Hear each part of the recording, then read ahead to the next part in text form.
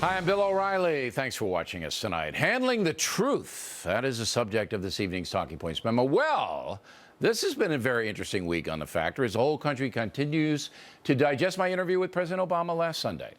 And if you believe me, and I hope you do, all I was trying to get at was the truth. But as you know, some Americans have trouble with that.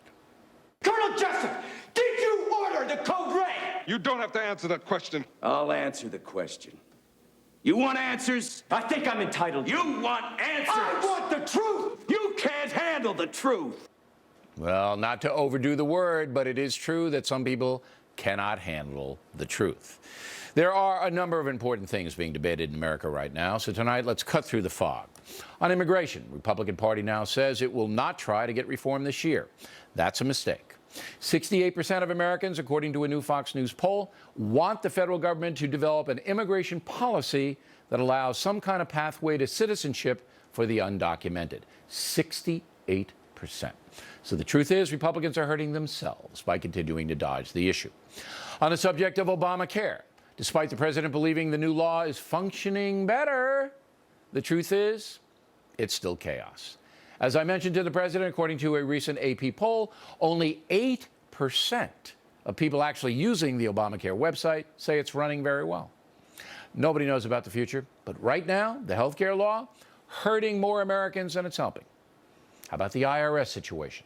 The truth is that the powerful agency did target conservative groups for scrutiny. The IRS did misuse its power, but the president doesn't believe that, even though the evidence is overwhelming. On Iran, the Obama administration is doing the right thing. The truth is, if you do not engage the mullahs, they'll develop the nuke anyway and cause more trouble along the way. So the compromise with Iran is slowing down the nuke development and possibly getting that country to behave like a civilized nation. It's worth a try. On Benghazi, Libya, the truth is that powers that be in Washington did not control the situation before, during, or after. Did the president participate in a cover-up?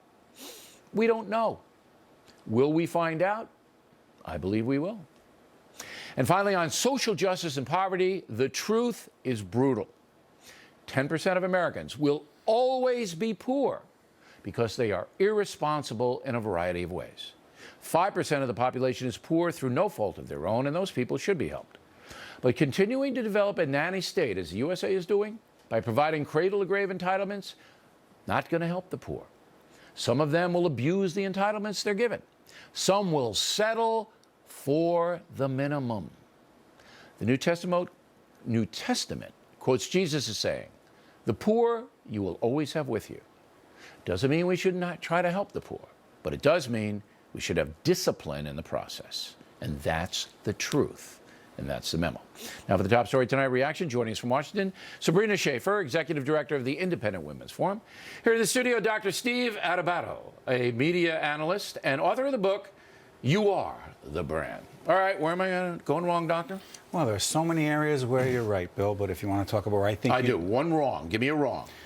On the issue of the poor, here's the numbers that I look at. I'm not exactly sure where you get 10% of the people. Sounded like to me you were saying, listen, they're going to be the way they are. Let's leave it the way it is because we can't help them. 15% of the population, according to the census, Sure. is under the poverty line. In breakdown of that, 10%, I believe, are poor because of irresponsibility. And I base that on substance abuse statistics, educational dropout of high school statistics, women who have kids by the time they're 18 with no husbands, statistic. And I'm underestimating that, I think. Sure. The truth that I see is this. We have no choice but to provide them drug and alcohol assistance, to provide them child care for the women who want to work, who want to be a part of it but don't have a way to take care of their children. You're in the theoretical. No, it's not. Because it's not theoretical how you get child care, Bill. No, my contention is this. 10%, no matter what you give or do for them, are going to throw it right out the window. What are you going to do? My truth is not, I don't write them off, Bill. Here's what you're going to do. You set up a safety net for the poor, all right? But they have to work for it. They have to drug test for it. Absolutely. They have to do things for it. Agreed. All right. And What do you there's so say, many- Sabrina? Well, I just think that, first of all, I agree with you, Bill, that I think that there's a lot of good people, right, on both sides of the political aisle who have good intentions, even if we disagree on policy prescriptions. But when it comes to the issue of poverty and social justice, I think one of the worst things is that the president and others in the Democratic Party sort of perpetuate myths about those people. And that's problematic because then those policies are set upon that. The one that bothers me the most is the wage gap, that women are in poverty because they only make 77 cents on the dollar to men. We blew that up. 91% now is what women are making toward men. But okay, so you guys are focusing on poverty. Did I make any other mistakes here? We went over Iran. We went over Libya. I think you're right on Iran. It is worth a shot at peace. We went over Obamacare. Oh, well, let me tell you where Obamacare, you're right that they screwed it up from the beginning, and I saw the interview you did with the president, and he is wrong to say, hey, listen, it's working better and give us a break. But I'll tell you where I disagree. I feel that it is the best way to go, even though the implementation has been horrible, because there is no alternative, Bill. I feel that the truth is this. Let me tell you. All right, go ahead. My truth is this.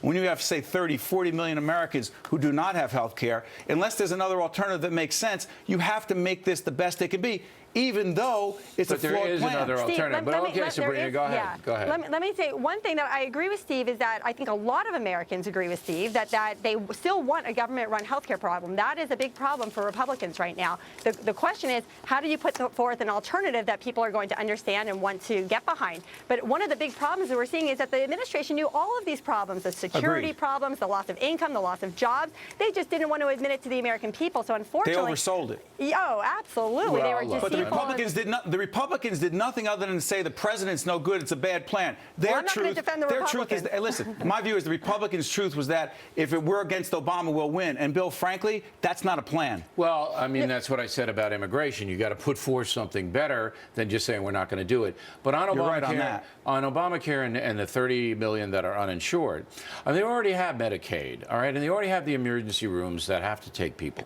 Charity care. No, what you have now is if you opened up the health care system in the private sector to full competition, and you don't limit what insurance companies can do state by state, then you drive the cost down for the folks. But you still keep your Medicaid, and I would open clinics. I would open federal clinics for free treatment and diagnostic care for the poor.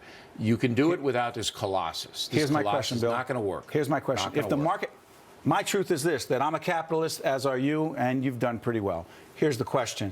If that plan would work, if the capitalist system would support it, then why haven't we seen that before? Because this is a power grab. By whom? By the Democratic Party. It's an absolute power grab. But respectfully, Bill, if the people really wanted a different kind of plan, other than say the Obama they do plan, now. Well, they do now because they this was a debacle. They don't know what it looks like to own and control their health care dollars. They're just getting to see the tip of this disaster. When the doctors start walking out and not taking it, then can't go back to the status quo, Bill. That was not the plan. Let's explain to the American people what it was system. I predict this will be repealed. All right, last words, Sabrina, go. Well, I was going to say, let's explain to the American people what a system would look like where your health care dollars are not necessarily tied to your place of employment, where you own and control those health care dollars, where you can compete to buy in the individual marketplace the way businesses can, because you get the same tax incentives. There's so many good solutions. But you can't just cherry pick the healthiest people. What about the poorest of the poor and the sickest of the sick? Well, that's where you don't make a lot of money off those folks. All right. No, we all want to help those people. But you do it in, as I said, a disciplined way. Very interesting discussion. Thank you very much.